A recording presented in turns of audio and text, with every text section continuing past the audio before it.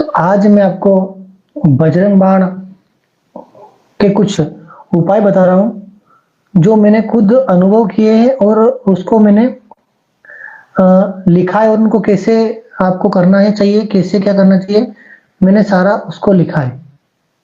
तो उसकी एक मैंने लिस्ट बनाई है और उसका अनुभव भी मैंने किया है। तो मैं आपको पूरा विधान से बता रहा हूँ, ध्यान से सुने। तो आज हम बात कर रहे हैं बजरंग बाण की। तो बजरंग बाण की जो साधना है या उसके चमत्कार आपको देखना है या आपको कोई परेशानी हो रही है, तो इसके पाठ से आपको क्या-क्या फ़ायदे मिलेंगे, ये मैं आपको आज जानकारी बताऊँ और बिल्कुल सटीक 100% गारंटी से। अगर आपने मेरे बताए अनुसार इसको किया, तो 100% आपका काम होगा। तो आपको करना क्या है कि आप या तो घर में कर सकते हैं या फिर आप मंदिर में भी जा सकते हैं। हनुमान जी का मंदिर में चले जाएँ, लेकिन मंदिर में क्या रहेगा कि इसी समय जाना, एकांत देख के। अगर आप वहाँ सबके साथ या सुबह-शाम में जाओगे तो दर्शन करने वालों का रहेगा, तो आप मन से इसको पाठ को कर नहीं पाओगे, क्योंकि पहचान वाले आते हैं तो वो बोलते हैं तो हमें बोलना भी पड़ता है। तो आप मेरे हिसाब में घर में ही कर लें।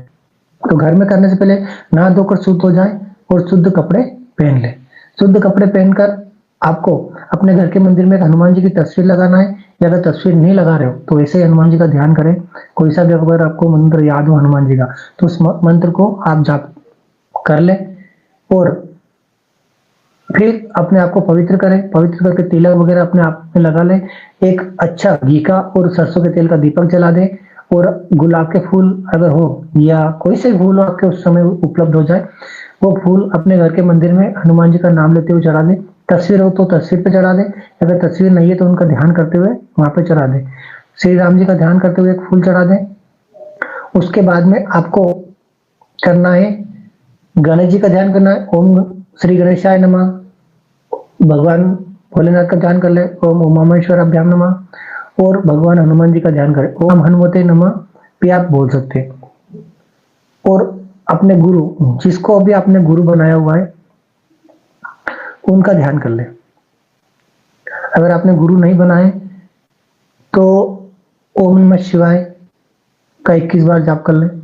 उसके बाद अपने जो भी आपको तकलीफ है, जो भी आपकी परेशानी है, जो भी आपकी बीमारी है, उसको हनुमान जी के सामने रखे, हाथ में जल ले लें, संकल्प करें, अपना नाम गोत्र का उच्चारण करें, भगवान से प्रार्थना करें कि मेरी ये समस्या है, धन, पैसे, लक्ष्मी, कारोबार, शत्रु, जो भी आपकी परेशानी है, उस परेशानी को आपको मन में ध्यान करना है। बीमारी हो तो बीमारी का ध्यान करना है और कहना है कि मैं अपनी इस परेशानी को दूर करने के लिए भगवान हनुमान जी का बजरंग बाण का पाठ कर रहा हूँ और इस पाठ से मुझे मेरी इस परेशानी, जो भी आपकी परेशानी आप बोलोगे संकल्प में, इस परेशानी से मुक्ति मिल जाए, छुटकारा मिल जाए। बस ये ध्यान करके पूरे भक्ति भाव और प्रेम से हनुमान जी का ध्यान करें और बजरंग बाण का पाठ करें। बजरंग बाण का पाठ आपको याद है? अगर नहीं हो तो किताब ले लें, मार्केट में मिल जाएगी, इसमें हनुमान चालीसा, बजरंग बाण सारे आ जाते हैं। ये शुरू होता है, मैं आपको बता दूं थोड़ा सा कि बजरंग बाण है निश्चय, शुरू का उनका दुआ आता है, निश्चय प्रेम प्रतीत के विनय करे सम्मान, तेई की कारज सकल शुभ सिद्ध करे हनुमान, है ना। ये इसका दुआ आ जाता है। इसके बाद इसकी चौपाइयाँ चालू होती है। जय हनुमंत संत हितकारी, सुन लीजिए प्रभु अरज हमारी, जन के काज विलंब न कीजिए, आतुर दोरी महासुख कीजिए। जैसे कूदी सिंधु भई पारा, सुरसा बदन बैठी विस्तारा, आगे जाए लंक निरोका, मारे उलाद गई सो लोका।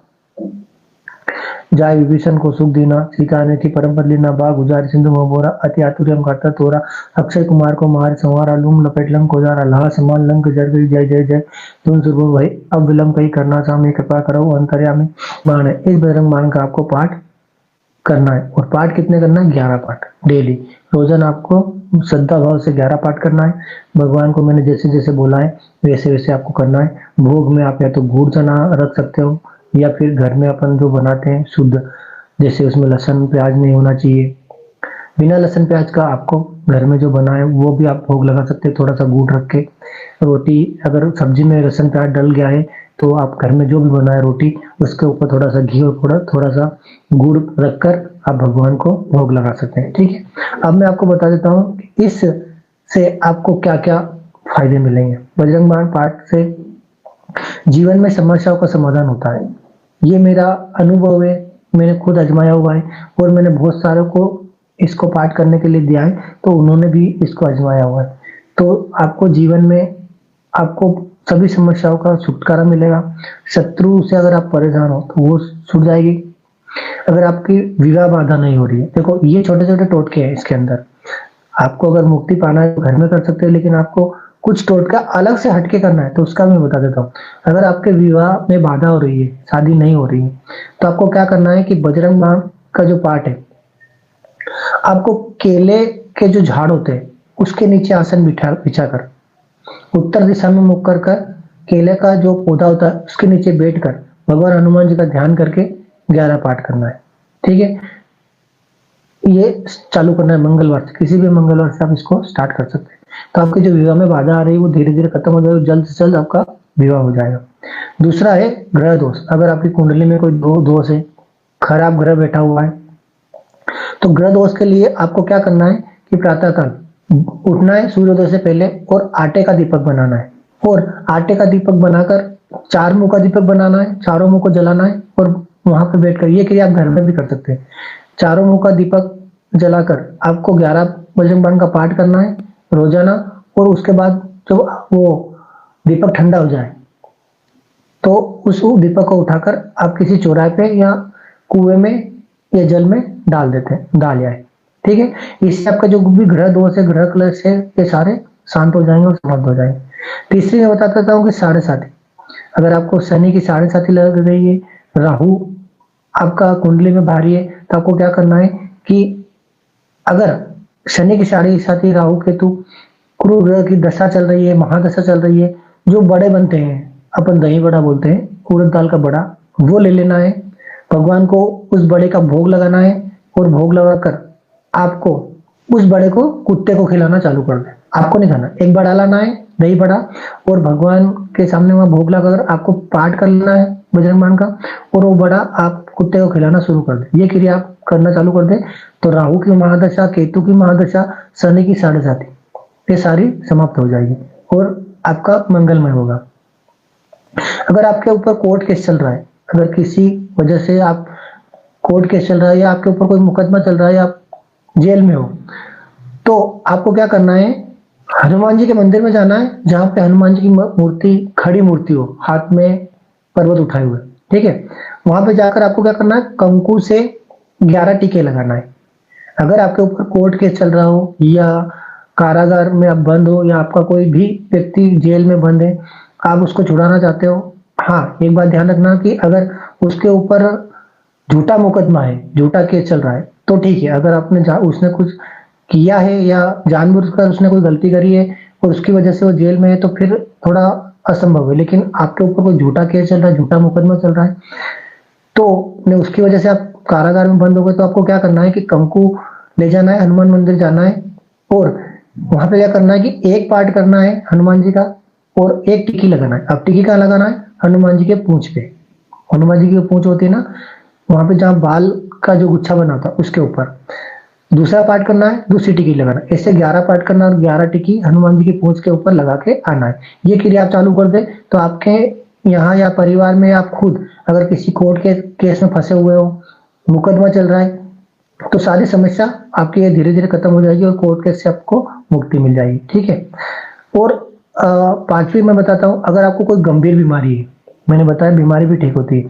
अगर आपको कोई गंभीर बीमारी है, आपको सर्जरी करवा लिया, आपने कुछ भी करवा लिया, डॉक्टर, वैद्य, हकीम सारी दवाइयां करवा ली, उसके बाद भी अगर आपको बीमारी ठीक नहीं हो रही है, आप परेशान हो रहे हो, तो क्या करना है कि आपको गंभीर अगर बीमारी है, कई बार पेट में गंभीर बीमारी जैसे लीवर खराब हो जाता है, पेट में अल्सर हो जाता है या कैंसर जैसे रोग हो जाते हैं, और रोग के अशुभ मंगल की वजह से आपको क्या करना है कि 21 पत्ते लेना है, पान के पत्ते, उनके ऊपर राम राम लिखना है और वो माला बनाकर हनुमान जी को पहना देनी है मूर्ति में, हनुमान जी के मंदिर में जाकर, और वहां पे बैठकर आपको 21 पाठ करना। ये क्रिया आप चालू कर दे रोजाना, कितनी भी भयंकर बीमारी होगी आपकी वो ठीक हो जाएगी।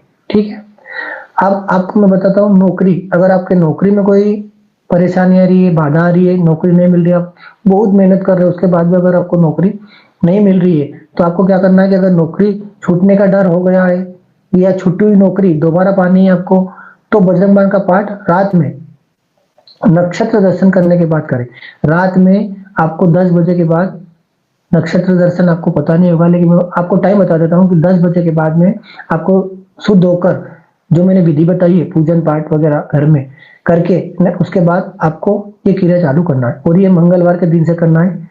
तो 11 पाठ आपको डेली करना है और भगवान को प्रार्थना करना है कि जो मेरी छूटी हुई नौकरी या नई नौकरी नहीं मिल रही है या नौकरी में का को छूटने का भय है तो ये दूर हो जाएगा। और उसके साथ आपको एक काम करना है कि आपको वहां पे एक नारियल लेना है, नारियल को लाल कपड़े में बांध लेना है और उसके ऊपर 11 बार आपको बजरंग बाण का पाठ करके फूंक मार देना है, और उस नारियल को अपने घर में अग्नि कोण में, अपने घर का जो अग्नि कोण है, रसोई घर जहाँ अपन रसोई बनाते हैं, आजकल तो कई भी रसोई बना लेते हैं, लेकिन आप अपने घर का अग्नि कोण देख लेना है। अग्नि कोण में उस नारियल को लाल कपड़े में बंधा हुआ उस नारियल को बांध दे।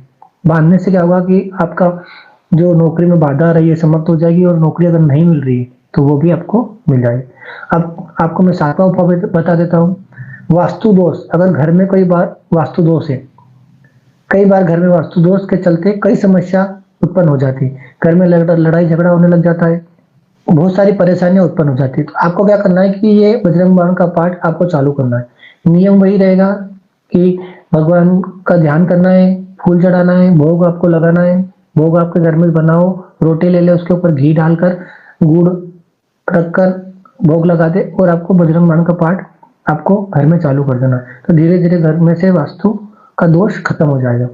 8वां मैं उपाय बता रहा हूँ कि अगर आपको बीमारी है, आप दवा भी करवा रहे हो, दवा असर नहीं करती है, बहुत बार होता है कि हम जड़ी बूटी लाते खाते हैं तो उसका अपने को ऊपर कोई असर नहीं होता है, तो इसके लिए आपको क्या करना है कि गंभीर से गंभीर बीमारी, दवा फायदा नहीं करती है तो दवा फायदा करे, इसके लिए आपको क्या करना है कि दवा आपको हाथ में लेना है, बजरंग बाण का पाठ कर लेना है, और उन दवाई के ऊपर फूंक मारकर आपको वो दवाइयाँ खाना स्टार्ट करनी है। जब भी आप दवाई खाओ, थोड़ी देर लगती है, बजरंग बाण का पाठ करके दवाई खाना स्टार्ट कर दे, तो आपको जो दवाई आपके ऊपर असर नहीं कर रही है वो दवाइयाँ भी आपको असर करने लग जाएगी। तो ये मैंने आपको आज बजरंग बाण का पूरा बता दिया है। वीडियो को सही से देखकर आप इसका लाभ उठा सकते हैं।